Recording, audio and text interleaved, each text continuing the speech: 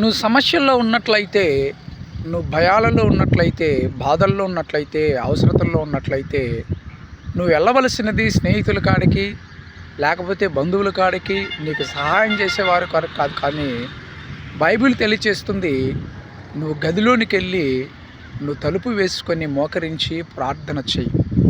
అది నువ్వు ఏ పరిస్థితిలో ఉన్నా, నువ్వు ఏ స్థితి గుండా వెళుతూ ఉన్నా, నీ పరిస్థితులు ఏమైనప్పటికీ కూడా ప్రార్థన ఒక్కటే నీ పరిస్థితులను మార్చగలదు. ఎందుకంటే దావీదు భక్తుడు ఇలాగంటాడు, ఆపత్కాలమందు నేను యెహోవాకు మొరపెట్టగా ఆయన నా ప్రార్థన ఆలకించి నా శ్రమలన్నిటిలో నుండి నన్ను ఆయన విడిపించెను.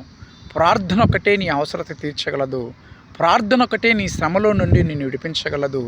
ప్రార్థన ఒకటే నీకు సహాయం చేయగలదు. ప్రార్థన ద్వారానే ఏదైనా నువ్వు సాధించగలవు. ప్రార్థనే నువ్వు ప్రాధాన్యంగా పెట్టుకో.